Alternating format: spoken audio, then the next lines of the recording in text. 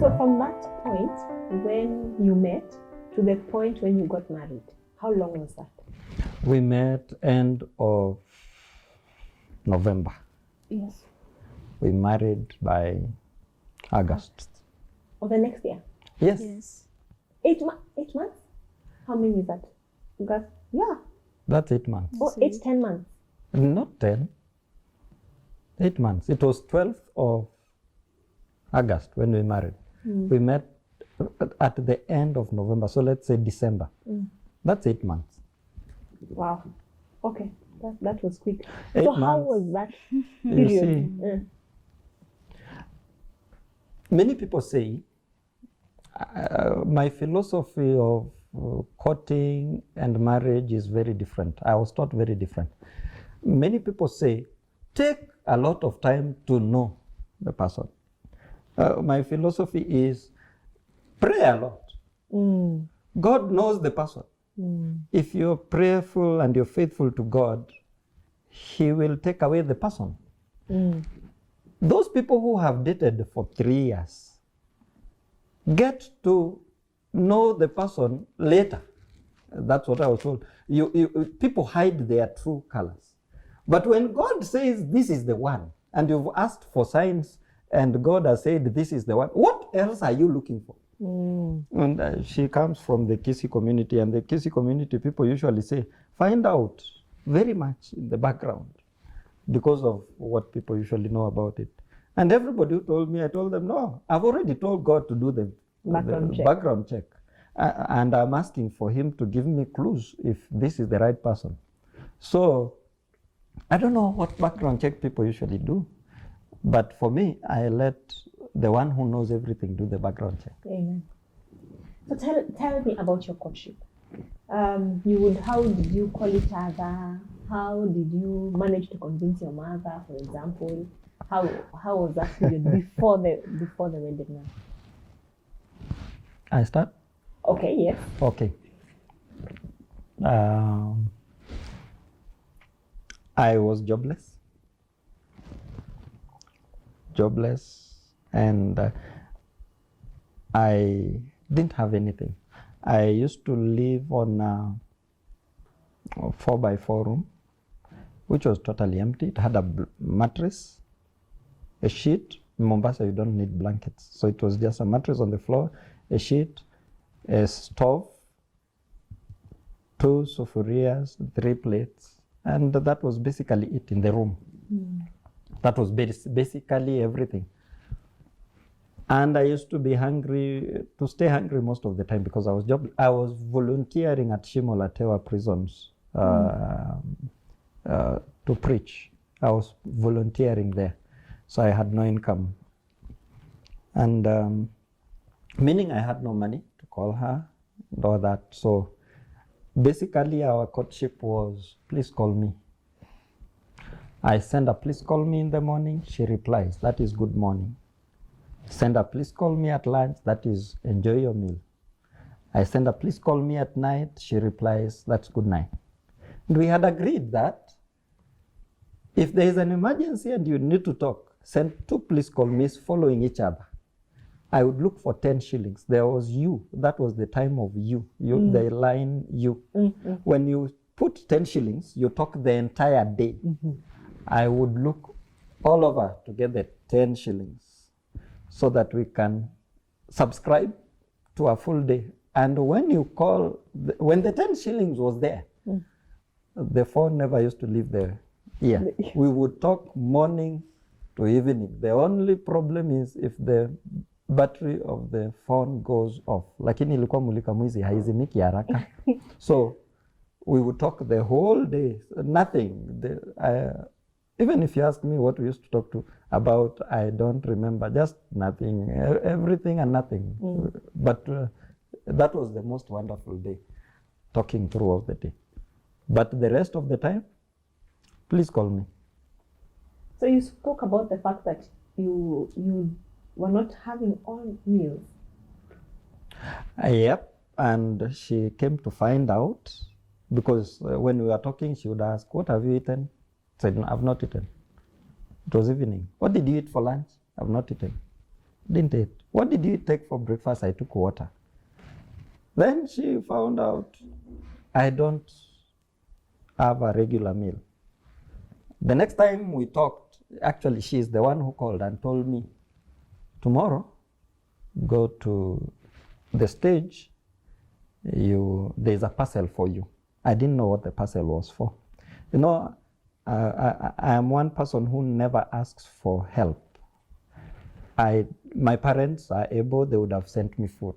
My brothers are able, they would have sent me food. In fact, when they realized I was staying hungry, they were very angry. But I don't know how to ask. But she found out from the conversation. And from when she found out till we married, for 7 months, she sent me food from Kisii to Mombasa. And I would ask somebody for 100 shillings. It was 50 to town from where I was staying, 50 back. Ningekopa ndio niende kuchukua gunia mzima ya chakula imetoka Kisii. My mother-in-law fed me, not because my parents couldn't or my brothers, because she decided to, and me, I don't ask. But they fed me for the 7 months. Who does that? How did you feed him for 7 months?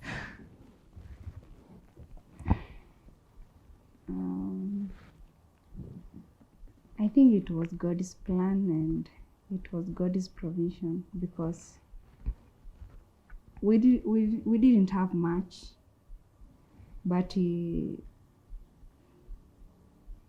kutoka kwa shamba, what we had kwa shamba, that is what we used to share.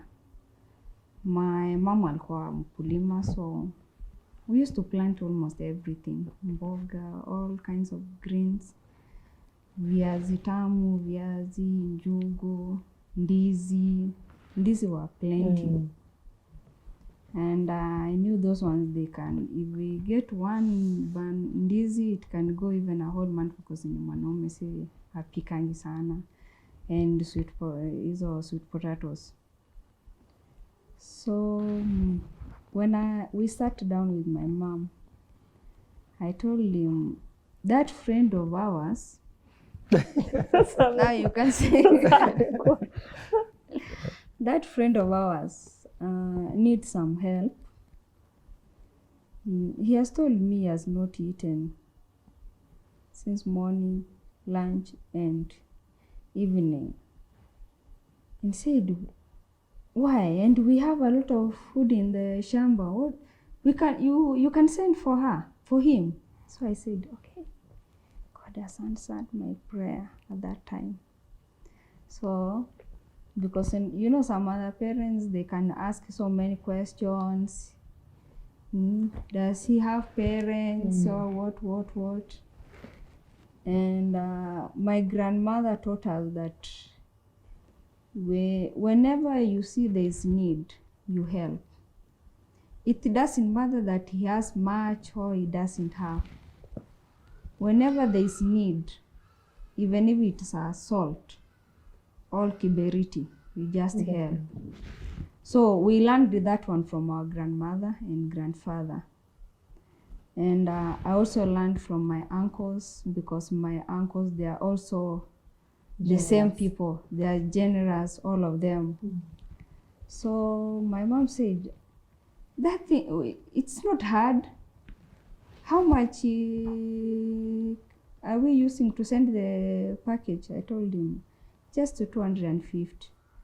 Okay, let's see how we'll get that money, and we sent. And we don't know how the money was coming from.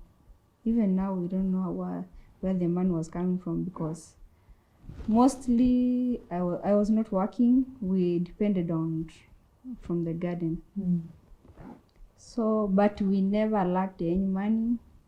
Friends, we had so many friends who will come and visit, and also my uncles, they can send money for my mom to continue, because alikuwa akiuza hizo cereals. So to boost the business, they used to send for her. So that is the money we'll get. We send the foods. So you pack a gunia Yes. Yeah, a whole We- gunia full, not even the small one, the It bigger was one. a full gunia. So we put everything Ndizi. mpaka Yes. mboga kila kitu hivyo hivyo, and we go and the next day tunasikia amepata. So ikiisha najua tu, Atajua kwa sababu anauliza. hata si lazima aseme, najua tu hata kama hatakuwa amekula, there are also some other people atasaidia. Na sisi tuko na ndizi, ndizi ziko kwa shamba, kila kitu tunapata kutoka kwa shamba, so hata asipouliza ninatuma tu. And so as I was sending him, and the other thing that we were doing is we used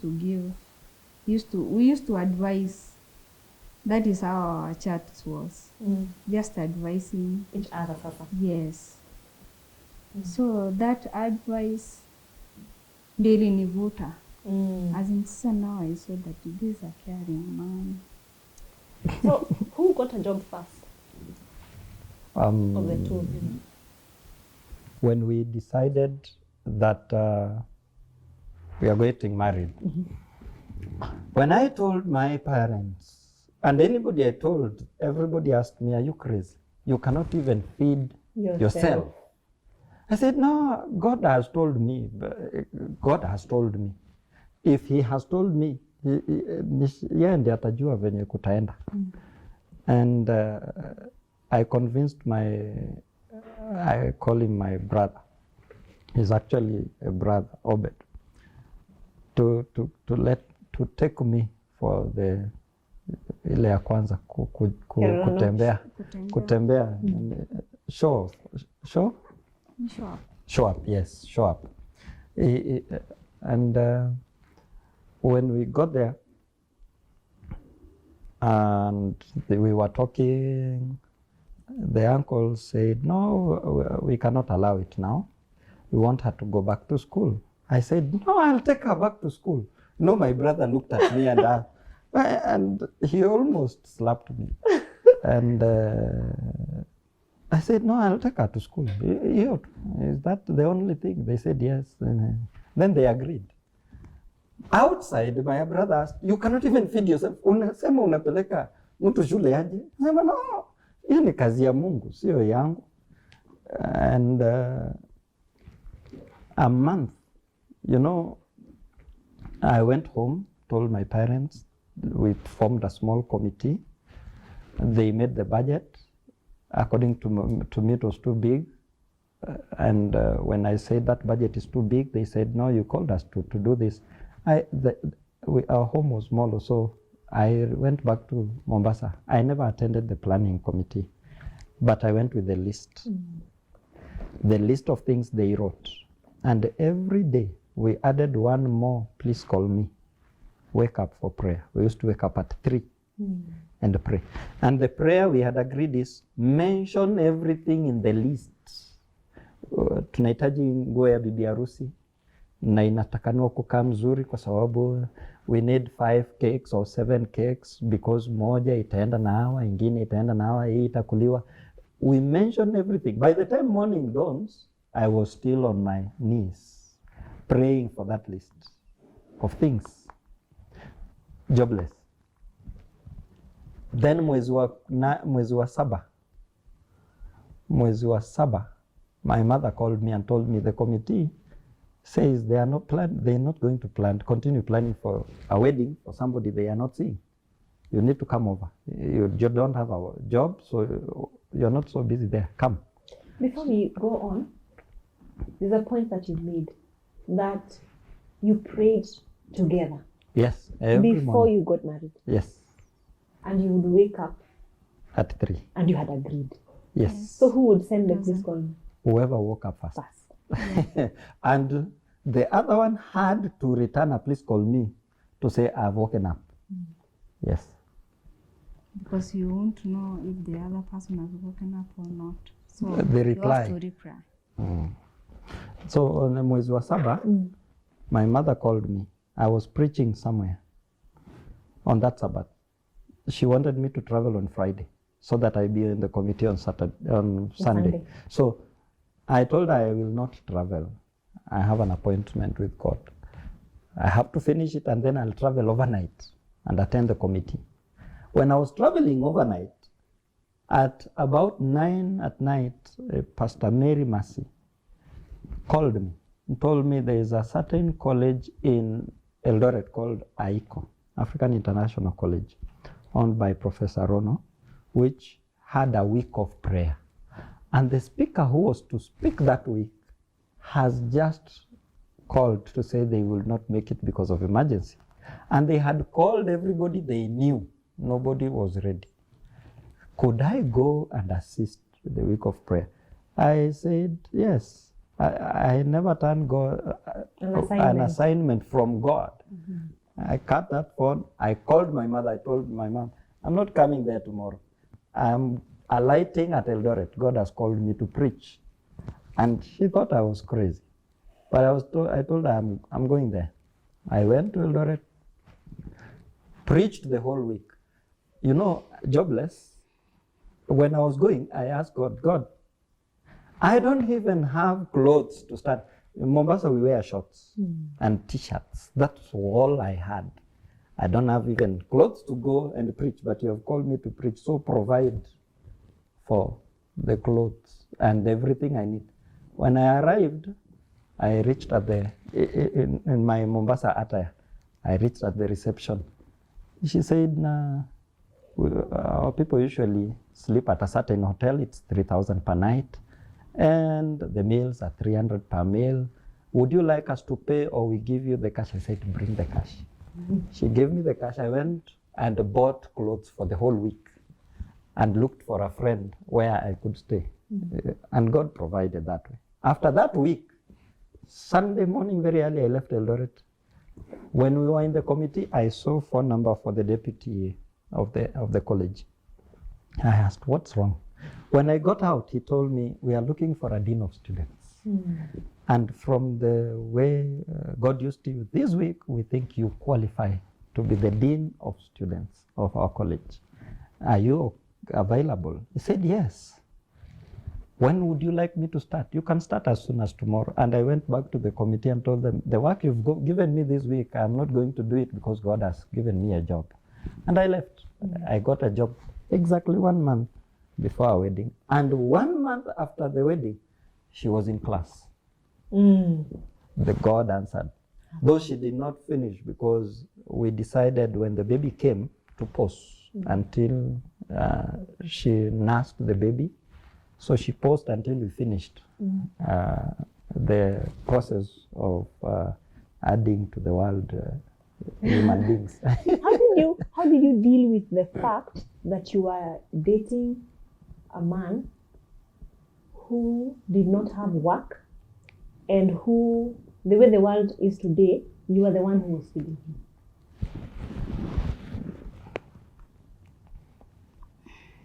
I don't know what to say, but as for me, the first thing, I was not after money.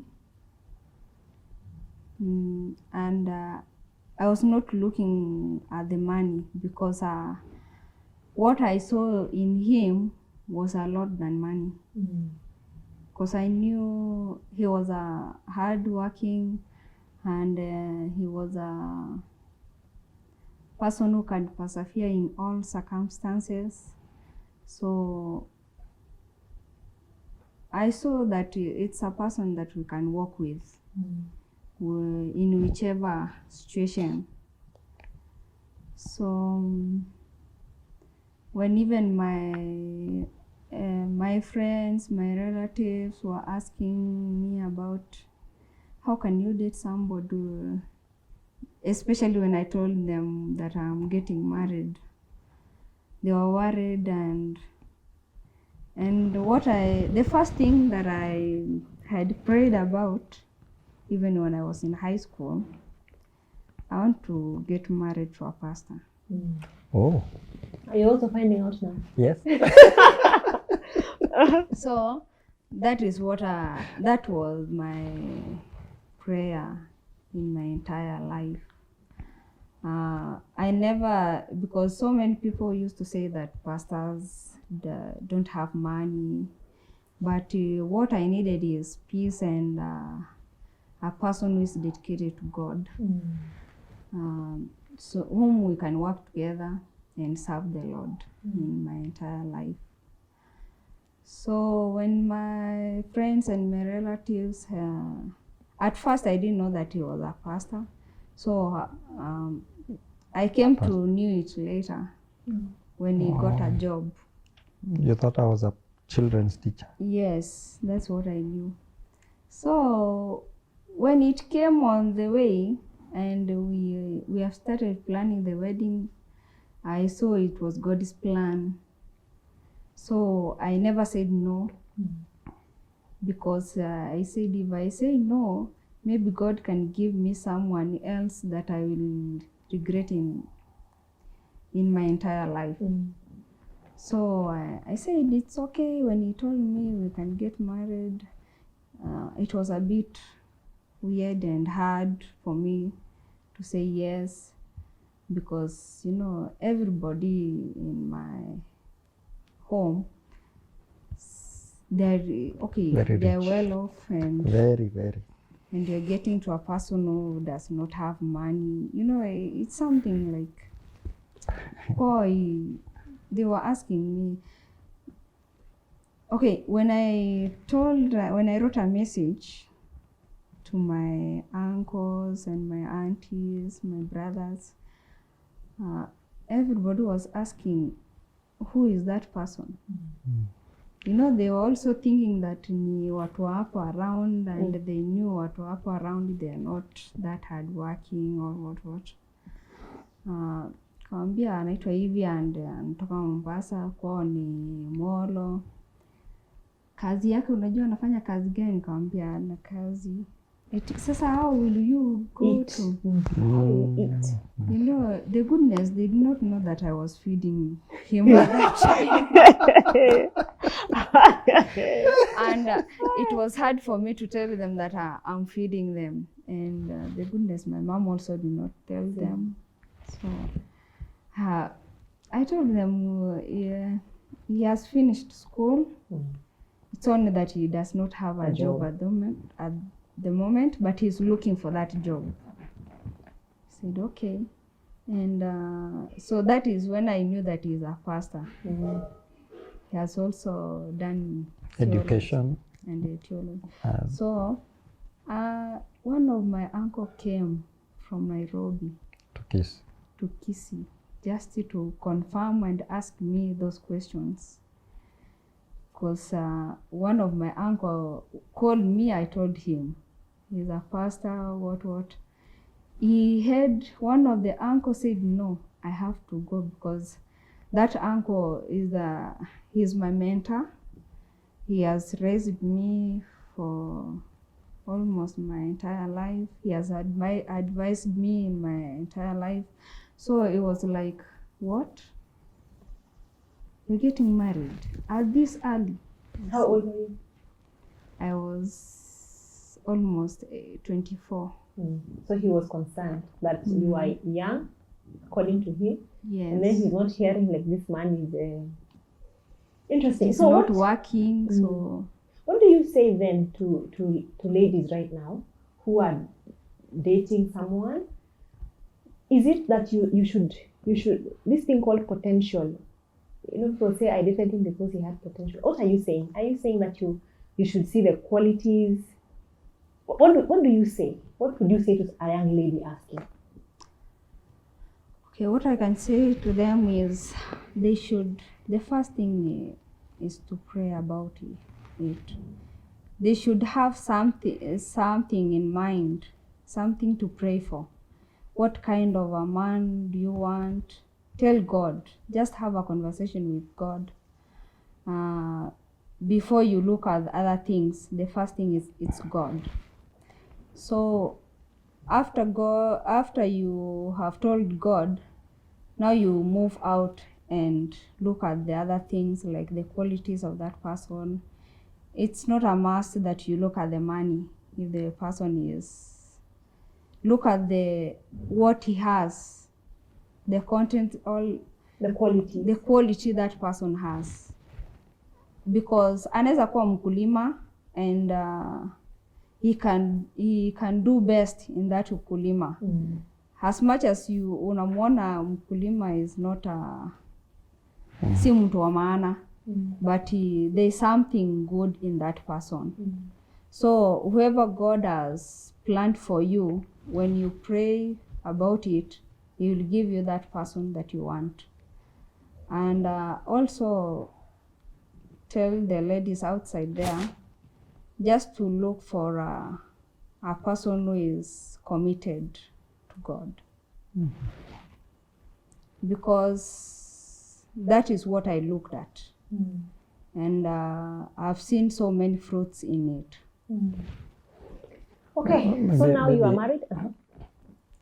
There's something she said. For me, I was taught that list, a literal list. I had a list of 2 foolscaps of the qualities of a woman that I would like. And I wrote that list when I was in class 6. I used to drop when the youths were being seminared. I used to be at the window to listen to what they are being told. And I had them being told, write a list of the things. So I went and wrote 2 foolscaps, and I prayed over those 2 pools. God, prepare this person for me. Prepare me for this person. That's what Pastor Njau, I think it's Pastor Njau, if I remember well, who was preaching at Molo for the youth. And he said, pray for that person. Pray that you will be good enough for that person and that person good enough for you. And I did that.